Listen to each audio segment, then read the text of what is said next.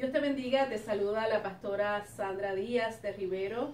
Me encuentro en la ciudad de Cape Coral, en el suroeste de la Florida, pastoreando el Centro de Alabanza y Renovación Espiritual junto a mi esposo, pastor Eric Rivero, y quería invitarte a que escuches una palabra que tiene el potencial para cambiar, para transformar tu vida. Si de pronto el pecado tuyo o el pecado de otras personas ha dejado marcas y huellas en ti, quiero decirte que Dios está comprometido con tu restauración, así que yo te invito a escuchar esta palabra que tiene la capacidad de sanarte, tiene la capacidad de transformar tu vida. Escucha con atención.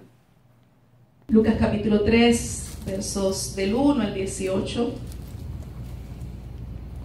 Y luego quiero leerte en el libro de Malaquías. En el capítulo 3 voy a leer solamente los primeros 2 versos. Lucas capítulo 3, versos del 1 al 18. Cuando lo encuentres dices un amén fuerte. Amén.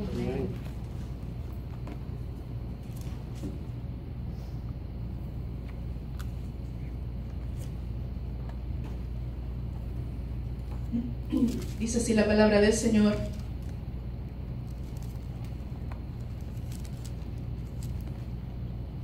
En el año 15 del imperio de Tiberio César, siendo gobernador de Judea Poncio Pilato y Herodes, tetrarca de Galilea, y su hermano Felipe, tetrarca de Ituria y de la provincia de Traconite, y Lisanias, tetrarca de Abilinia, y siendo sumo sacerdote Anás y Caifás, vino palabra de Dios a Juan, hijo de Zacarías, en el desierto. Y él fue por toda la región contigua al Jordán, predicando el bautismo del arrepentimiento para perdón de pecados. Como está escrito en el libro de las palabras del profeta Isaías, que dice: voz del que clama en el desierto, preparad el camino del Señor, enderezad sus sendas, todo valle se rellenará y se bajará todo monte y collado, los caminos torcidos serán enderezados y los caminos ásperos allanados, y verá toda carne la salvación de Dios. Y decía a las multitudes que salían para ser bautizados por él: oh generación de víboras, ¿quién os enseñó a huir de la ira venidera? Haced pues frutos dignos de arrepentimiento, y no comencéis a decir dentro de vosotros mismos: tenemos a Abraham por padre, porque os digo que Dios puede levantar hijos a Abraham aún de estas piedras. Y ya también el hacha está puesta a la raíz de los árboles. Por tanto, todo árbol que no da buen fruto se corta y se echa en el fuego.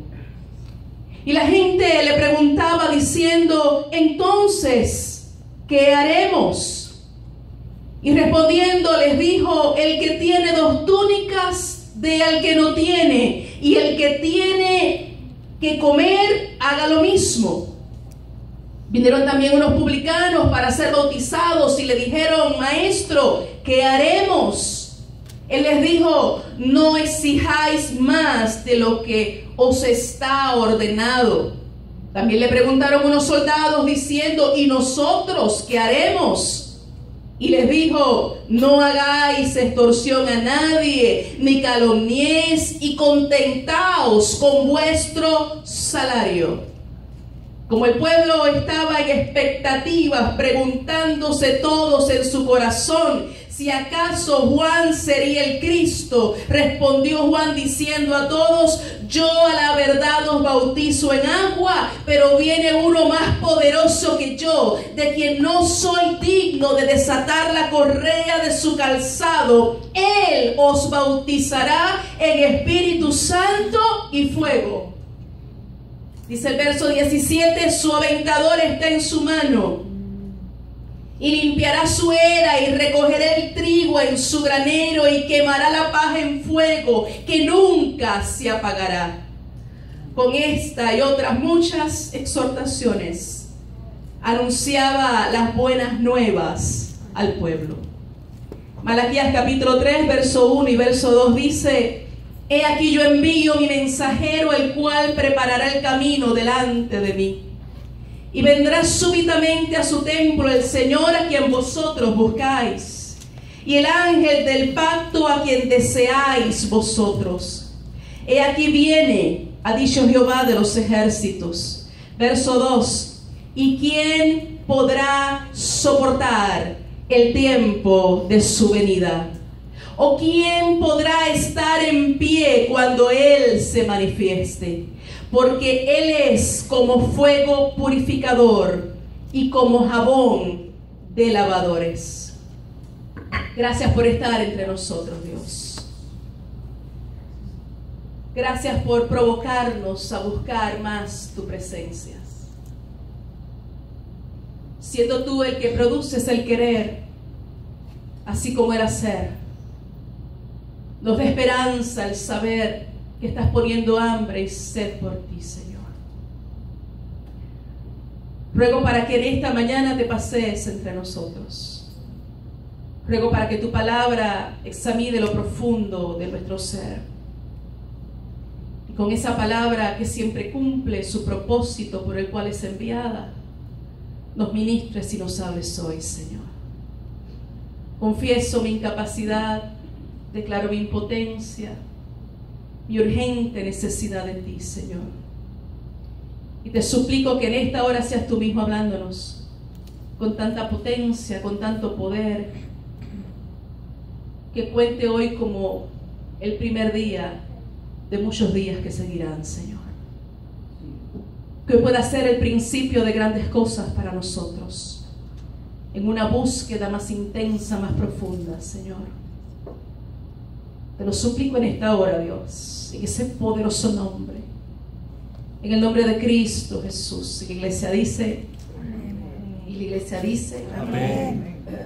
Cuando uno se adentra en la profecía de Malaquías y analiza sus palabras, uno puede percibir que hay como un tono de amenaza en las palabras del profeta. Y esto tiene una razón de ser. La razón por la cual vienen palabras tan fuertes al pueblo es porque los sacerdotes se habían descuidado en lo que son sus funciones en el templo. La realidad es que estaban llevando animales defectuosos para el sacrificio, los aceptaban. Los rituales, la rutina, las ceremonias, los trabajos dentro del templo se habían convertido en algo fastidioso. Por lo tanto, el mensajero de Dios, tal y como dice Malaquías, se encargaría de llamar, aún enderezar los caminos. Y si usted lee con detenimiento la profecía en Malaquías, se va a dar cuenta que habla de dos mensajeros.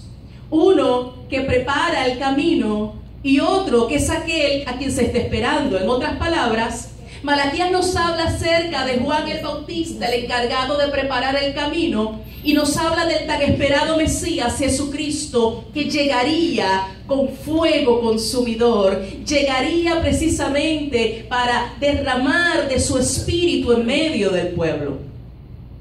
Así que el llamado del profeta Juan el Bautista era precisamente purificar el culto del templo antes de que viniera el ungido de Dios.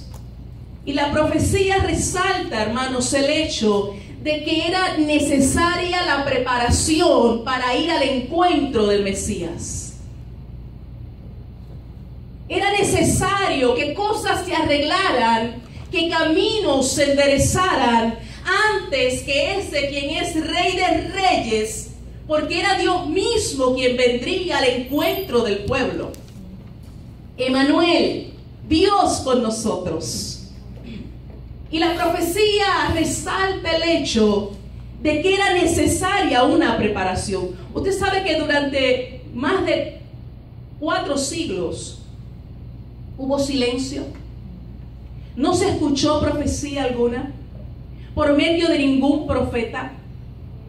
Y este hecho, el hecho de que hay un enorme paréntesis de silencio en cuanto a profecía, unido al hecho de que en medio de los dirigentes religiosos se veía un ambiente en donde estaban más preocupados por el dinero y por el poder político, que cuando aparece Juan el Bautista, crea gran expectativa, gran expectación en medio del pueblo. No perdamos de vista que el mensaje de Juan el Bautista llegaba a un pueblo que se sentía desolado y afligido, porque era un pueblo que estaba bajo el castigo de Dios. Y estaba bajo el castigo de Dios por la desobediencia. Cada vez que el pueblo desobedecía, Dios los entregaba a otras naciones y estas naciones los afligían. Y en este momento ellos se encuentran bajo lo que es el yugo de Roma, bajo la aflicción de los romanos. Así que ellos están esperando un libertador. Ellos están esperando a alguien que cambie su panorama, a alguien que cambie su situación. Sin embargo, la verdadera desolación y aflicción de este pueblo no era política, era moral y era espiritual. Y meditaba yo que con frecuencia aquello que nosotros percibimos como nuestro mayor problema o nuestra mayor necesidad realmente no lo es. A veces nosotros estamos muy enfocados en que no tengo para comprar. Estamos muy tal vez enfocados en ciertos problemas de relaciones con algunas personas que están alrededor de nosotros. Problemas en el trabajo, problemas en el hogar, problemas financieros, quizás problemas de salud. Y son esas cosas las que ocupan nuestra mente, ocupan nuestra atención, cargan nuestro corazón.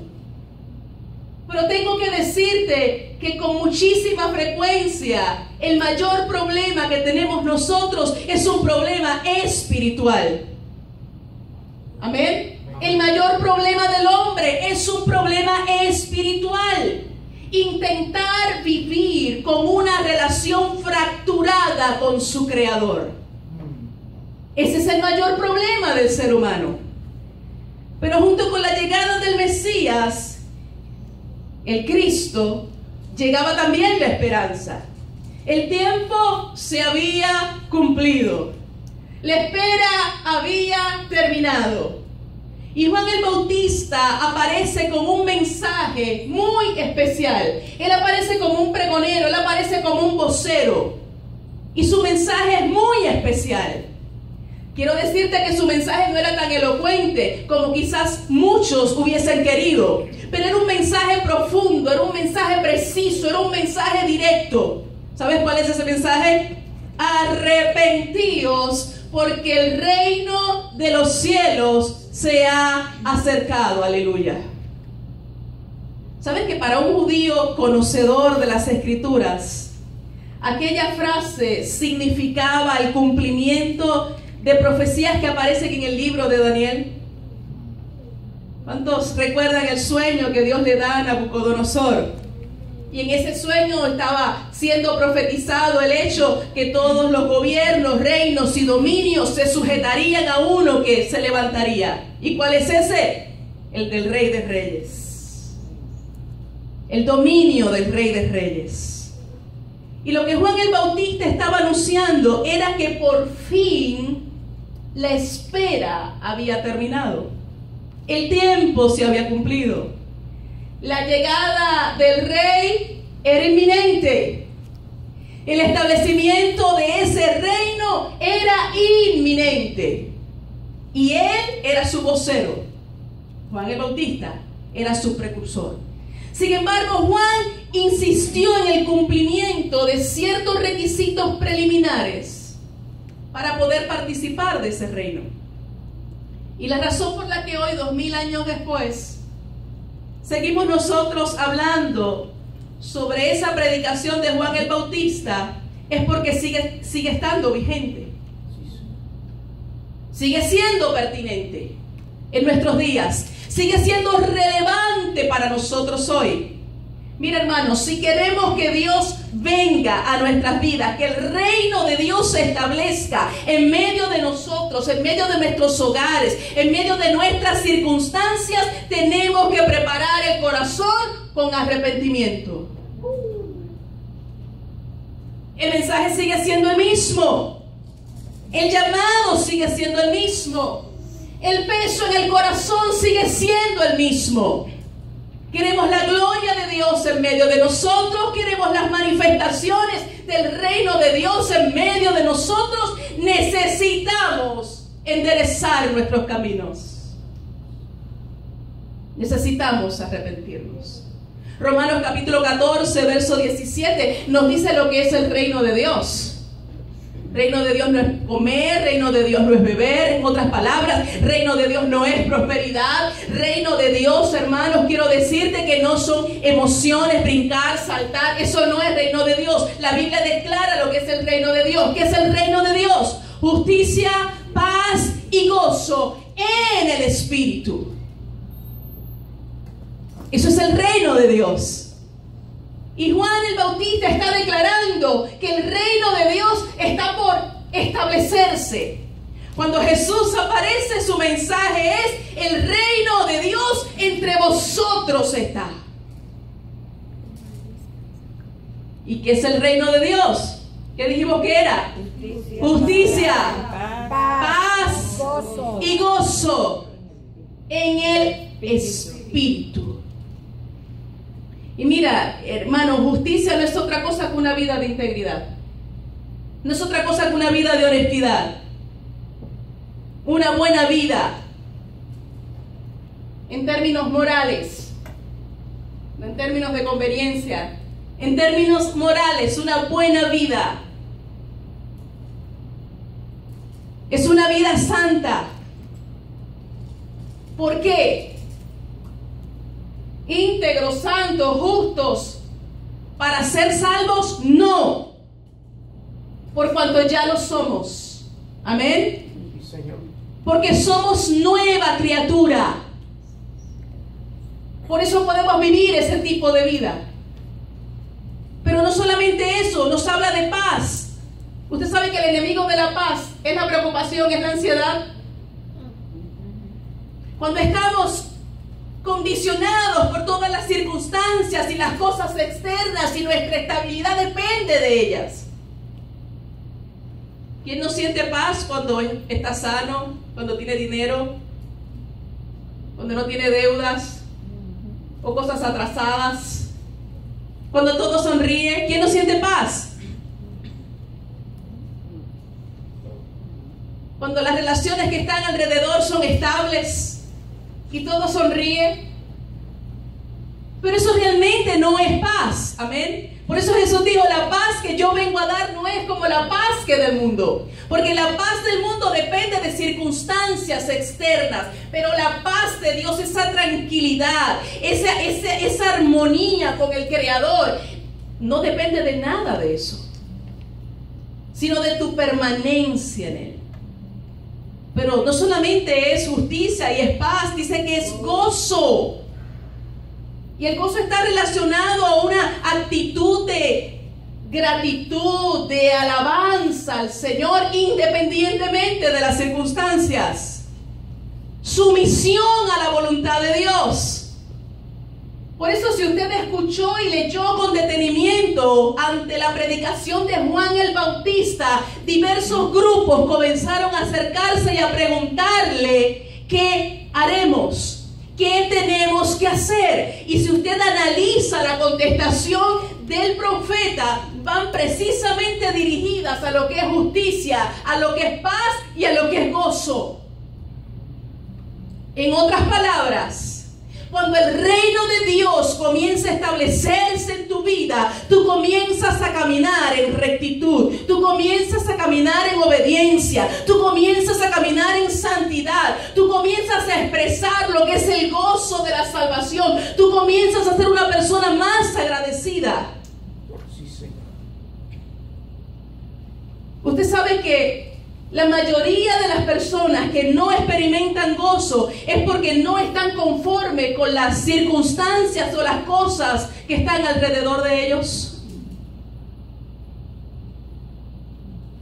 Habiendo obviamente unas excepciones como lo que son problemas serios de relaciones. Quizás algún problema serio de salud. Pero analiza tu vida, los momentos en donde tú no te sientes contento. Es porque no estás satisfecho, contento con cosas a tu alrededor que no te agradan. Y eso nos lleva a echarle la culpa a todo el mundo por nuestra infelicidad. Pero la realidad es que cuánto gozo tú tengas o cuán infeliz tú te sientas depende exclusivamente de ti. Diga amén o diga ouch.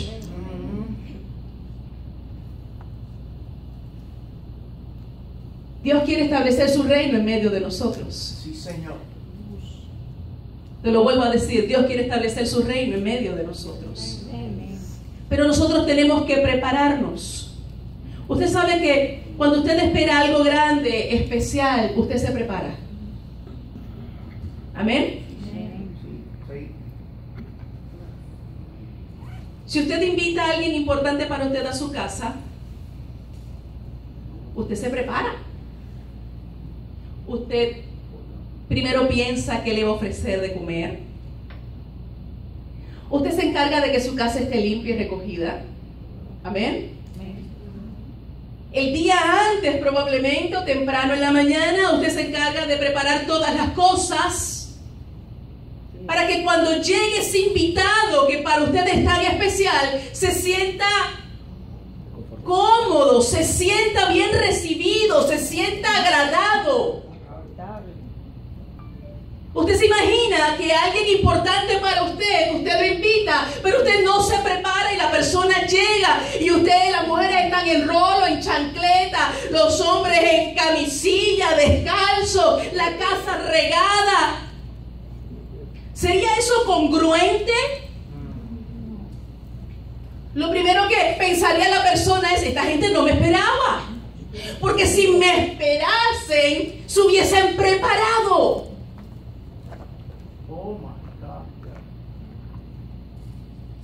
Si usted piensa casarse, usted establece una fecha y a veces hay todo un año de preparación. ¿Es o no cierto? Porque es un evento importante. Porque es algo significativo. Entonces, la preparación muestra el nivel de importancia y el nivel de entusiasmo que tenemos nosotros. Y me pregunto yo, ¿cuántos están esperando un nuevo derramamiento del Espíritu Santo de Dios en medio de nosotros? Yo quiero ver las manos. ¿Cuántos lo están esperando? Hay que prepararse. ¿Cuántos se están preparando? Porque nosotros podemos decirle al Señor, ven. Nosotros podemos decirle al Señor, te anhelo. Nosotros podemos decirle al Señor, te necesito. Pero continuar en nuestros caminos torcidos y pecaminosos, ¿es congruente eso?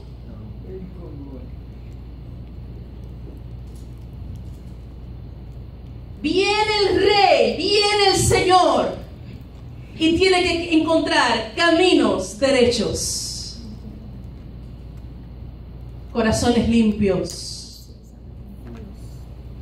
Si usted limpia su casa para recibir a alguien a quien usted quiere agradar, ¿cómo no va a limpiar su corazón para recibir a aquel quien es el Rey de Reyes y Señor de Señores? Y quizás usted dice, pero pastora, yo no tengo una vida de pecado. Pero a veces estamos llenos de amargura, a veces estamos llenos de resentimiento, a veces estamos llenos de rencores, a veces estamos llenos de orgullo, estamos llenos de vanidad. Quizás tú no eres un adúltero, quizás tú no eres un fornicario, quizás tú no robas. Esa es mi esperanza, Pero piensas mal de tu prójimo, hablas mal de tu prójimo, juzgas a tu hermano. Dañas con tu hablar el corazón de aquellos que están cerca de ti. Necesitas limpieza. Necesitas que tus caminos se enderecen para que el Rey de Reyes pueda pasar. ¿Cuántos dicen yo quiero eso? Hermanos, ver la gloria de Dios en medio de nosotros requiere preparación. Dígalo, requiere preparación. ¿Cuántos se levantan un domingo temprano en la mañana y se paran un tiempo de oración? Y le dicen al Señor: Señor, usa a los ministros de alabanza, usa al que va a predicar, usa a los sugieres, úsalos. Me estoy preparando con expectativas. Quiero ir a tu casa, quiero adorarte, Señor, porque sé que hay tantas cosas hermosas que quieres derramar sobre nosotros. ¿Cuántos temprano en la mañana se levantan y oran? Señor, mira aquellos que están teniendo luchas, batallas, aquellos que el enemigo está sembrando en sus corazones: no vayas a la iglesia, quédate. Y usted está orando, y usted está clamando, y usted está librando batallas espirituales a favor de sus hermanos. ¿Cuántos se levantan con el tiempo justo para prepararse y salir corriendo y llegar aquí, sentarse como un espectador a ver cómo surgen las cosas hoy? Vuelvo a decirte, requiere preparación de nosotros. Usted viene por el camino y usted viene orando. Usted se levanta temprano, usted ora. Señor, prepara mi propio corazón, para que cuando tú me hables, mi corazón esté sensible a tu voz. Para que tú hagas todo lo que te has propuesto hacer conmigo hoy, en mi casa, en mi iglesia. Pero volviendo a nuestra historia, el sentido común dice que si usted desea desarrollar un ministerio, usted tiene que levantar ese ministerio en un lugar donde hay mucha gente. Porque gente implica posibilidades, oportunidades. Lo curioso es que dice la Biblia que Juan el Bautista no fue a las grandes ciudades a desarrollar su ministerio, sino que él se fue al desierto. ¿Y sabe que él no le puso las cosas nada fáciles a los judíos de su tiempo? Porque para la mayoría de las personas escuchar lo que este profeta tenía que decir implicaba, representaba, para algunos de ellos, para muchos de ellos, casi un día de caminata, casi un día de viaje. No en carro, no en tren, mucho menos en avión, ni tan siquiera en burro. Caminando, escúchelo, casi un día de viaje. Recibir en sus cuerpos el castigo del sol abrasador de Palestina durante el día. Y el frío que parece que corta la piel durante la noche. Y al llegar al lugar, después de un día de caminata, no le esperaban cómodos asientos, como le esperan a usted. No le esperaba una temperatura agradable, controlable. Oh my God. No era comodidad lo que les esperaba. Lo que les esperaba era nada más y nada menos que desierto, sequedad, calor, sudor, hambre, cansancio y quizás uno que otro olorcito raro. Porque eran multitudes las que venían caminando, bajo el sol, sin agua abundante. Y lo sorprendente es que la gente dejaba sus ocupaciones para ir a escuchar lo que este hombre tenía que decir.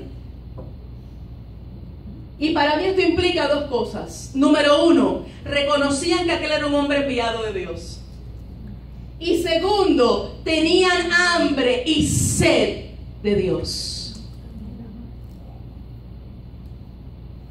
Yo te pregunto, hermano, ¿cuánto estás dispuesto a caminar, a sacrificar para haber establecido el reino de Dios en tu vida, en tu casa, en tus circunstancias?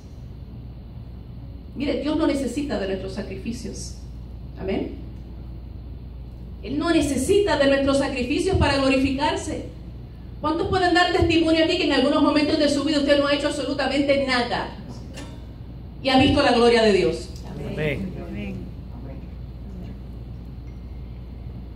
Y Él quiso manifestarse porque Él había determinado que lo iba a hacer ese día de la manera que Él determinó hacerlo. Pero hay muchos momentos en nuestra vida donde Él nos lleva a sacrificar. Porque es parte del morir a nosotros mismos, es parte del negarnos, es parte del rendirnos a nuestra voluntad. Entonces no pierdas de vista que lo que nos dejó fuera de la gloria de Dios fue la desobediencia y el deseo de independencia. El anhelo de querer ser primero. Por lo que con mucha frecuencia vamos a ver a Dios llevarnos al desierto para ejercitarnos en obediencia, para forzarnos a depender de Él, a ponerlo a Él sobre nuestros sueños, sobre nuestros anhelos. Entonces, lo que tú pudieras estar interpretando como un castigo de Dios, quizás aquello que tú interpretas como un abandono, desamor de parte del Señor, no es otra cosa que tu proceso de restauración, que tu proceso de sanidad. Mire, toda la vida de Juan el Bautista estuvo ligada al desierto. Y yo tengo noticia para ustedes. Toda nuestra vida estará ligada a desiertos. Lucas nos dice que antes de que se manifestase al pueblo, usted lo puede encontrar en Lucas capítulo 1, verso 80, dice que Juan el Bautista vivía en lugares desiertos. Su formación fue en lugares desiertos. Él no se formó en las escuelas, los grandes institutos y seminarios de su tiempo, sino que se formó estando en la soledad del desierto. Mateo nos explica que cuando comenzó su ministerio fue al desierto de Judea. Y la pregunta es, ¿qué atrajo a Juan al desierto? ¿Por qué no cogió las grandes ciudades? ¿Por qué no se paraba a la entrada del templo, donde tantos viajeros frecuentaban? ¿Por qué el desierto? Quizás pudiéramos decir que estaba buscando soledad para la oportunidad de buscar a Dios. Pudiéramos decir que quizás se estaba alejando de las tentaciones lo más que podía. Sin embargo, yo creo que se impone una razón de mayor peso. El profeta Oseas identifica el desierto como el lugar donde se efectuaría la reconciliación con Dios, donde el Todopoderoso se le revelaría a su pueblo y hallaría el pueblo una renovación espiritual. Usted lo puede leer en Oseas capítulo 2, verso 14. Dice, pero he aquí que yo la atraeré. Está hablando de su pueblo. He aquí que yo la atraeré y la llevaré al desierto y hablaré a su corazón. Fue en el desierto donde se fracturó la relación entre Dios y el pueblo. ¿Lo recuerdan? El pueblo murmuró, el pueblo fue incrédulo y fueron condenados a vagar por el desierto. Por la desobediencia y la dureza del corazón, allí se fracturó la relación con su Dios. Dígalo, desobediencia, incredulidad. Y sería en el desierto donde comenzaría la reconciliación. Por eso este hombre aparece en el desierto diciéndole al pueblo: arrepentíos, porque el reino de los cielos se ha acercado. Y cuando usted estudia la Biblia se da cuenta que es un principio que aparece con frecuencia en las Escrituras. Dios nos hace regresar al lugar donde nosotros nos extraviamos para comenzar un tiempo de restauración en nosotros. Si usted lee en Génesis capítulo 13, versos 3 y 4, usted va a encontrar una historia maravillosa allí. Dice la Biblia que se desata hambre en la tierra y Abraham coge su tienda, coge sus mujeres, coge todo lo que tenía y dice que se fue para Egipto. Y cuando llega a Egipto, miente. Dice que Sara, su mujer, su esposa, es su hermana. Y Faraón le tenía el ojo echado a Sara porque dicen que era una mujer espectacularmente bella. Cuando Faraón se da cuenta de la verdad, dice que regaña a Abraham por aquella mentira. ¿Saben lo que hizo Abraham? Abraham cogió todas sus cosas otra vez. Usted lo puede leer en su casa, Génesis capítulo 13.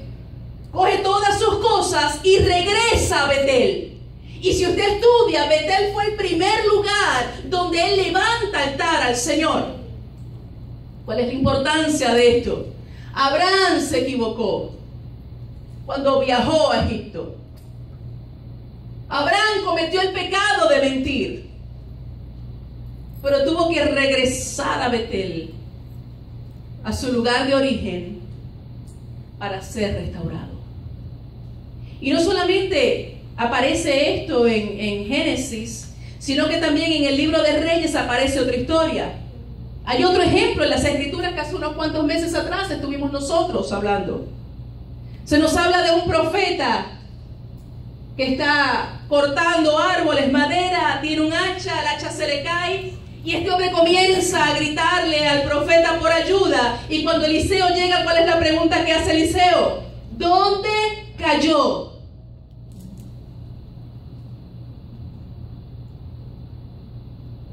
Señálame el punto exacto donde se te cayó de las manos.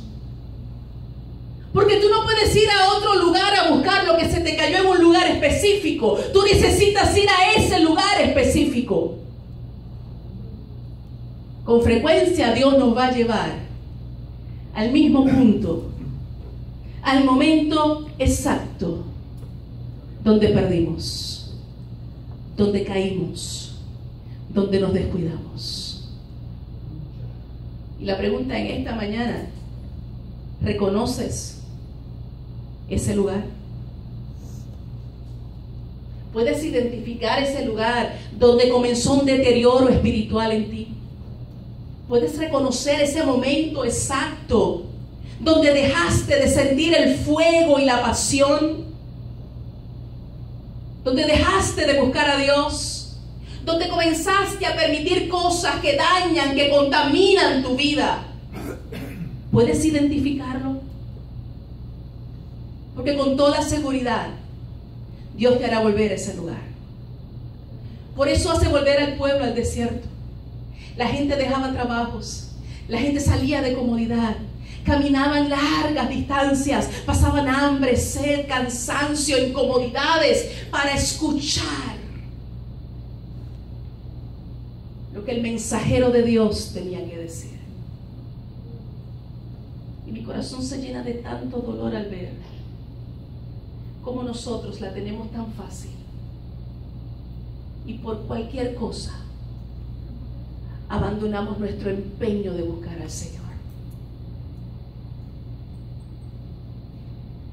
Tenemos que reflexionar sobre nuestros caminos. Y si a alguno de ustedes le molesta esto que yo estoy diciendo, pues qué bueno que te molesta. Pues qué bueno que te molesta. Porque tener a Dios manifestándose en medio de nosotros implica una preparación. Y no se limita a 15 minutos de un devocional. en donde lloremos un poco en su presencia y le digamos: Dios, yo te anhelo.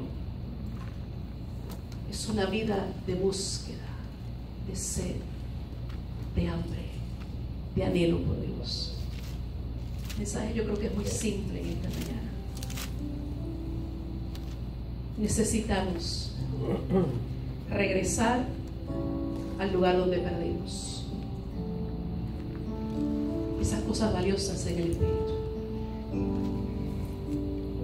Señor, tú conoces la condición del corazón de cada cual.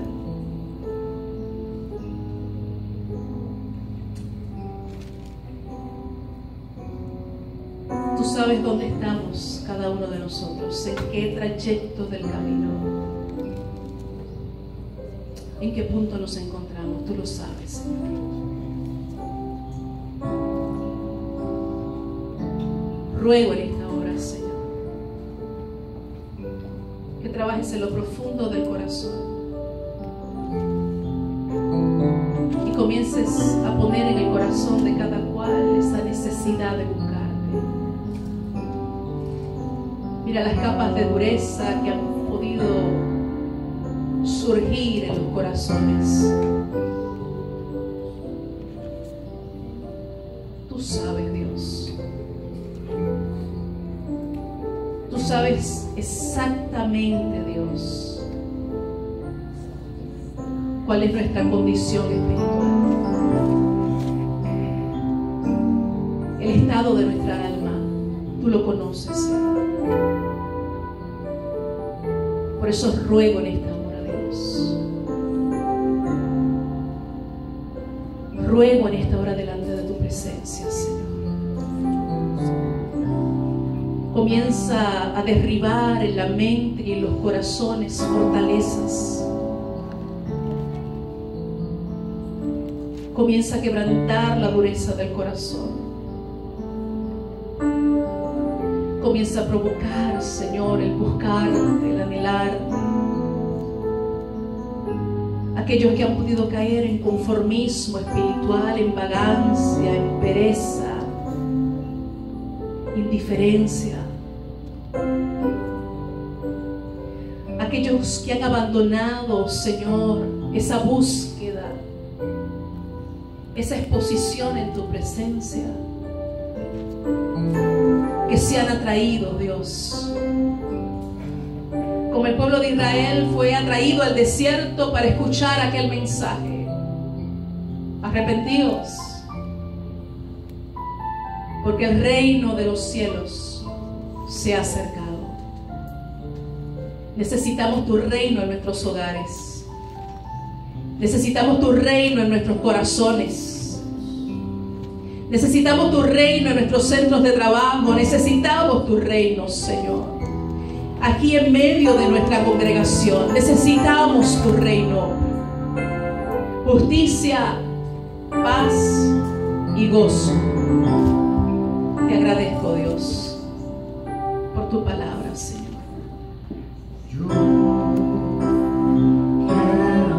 Espero que al escuchar el mensaje Dios haya hablado a tu vida. De hecho, si mientras estabas escuchando sentiste como si alguien me hubiese hablado acerca de ti, de lo que tú estás pasando, eso tiene una razón de ser. Es que Dios estaba hablando directamente contigo. Romanos capítulo 10, verso 9 dice: si confesares con tu boca que Jesús es el Señor y creyeres en tu corazón que Dios le levantó de los muertos, serás salvo. Yo quisiera preguntarte si alguna vez has tenido la oportunidad de confesar públicamente a Jesucristo como el Salvador personal de tu vida.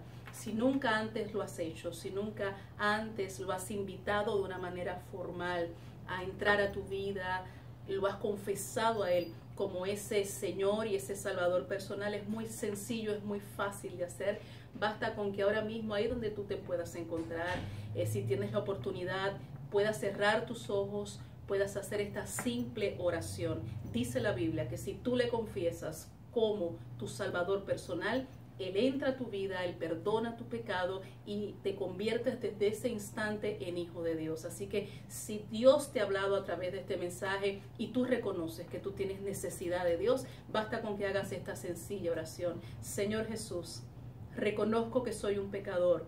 Recibo la palabra que has hablado a mi vida hoy y te confieso como mi Salvador personal. Te pido que entres a mi vida, te pido que perdones todos mis pecados.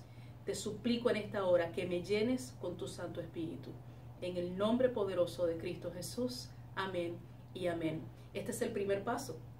No es el único, tan solo es el primer paso. Necesitas ahora ir a una congregación, una iglesia en donde se predique que solo Jesucristo y solo a través de Jesucristo hay salvación. Una congregación donde se predique que toda la Escritura es inspirada por Dios y es útil para corregirte, para edificarte, para llevarte a una dimensión mayor en donde tú aprendas a caminar en compañerismo con Dios. Si vives en la ciudad de Cape Coral, qué gusto nos daría que nos pudieras visitar, que te reunieras con nosotros, que te congregaras aquí y todos juntos alabáramos al Señor. Dios te bendiga.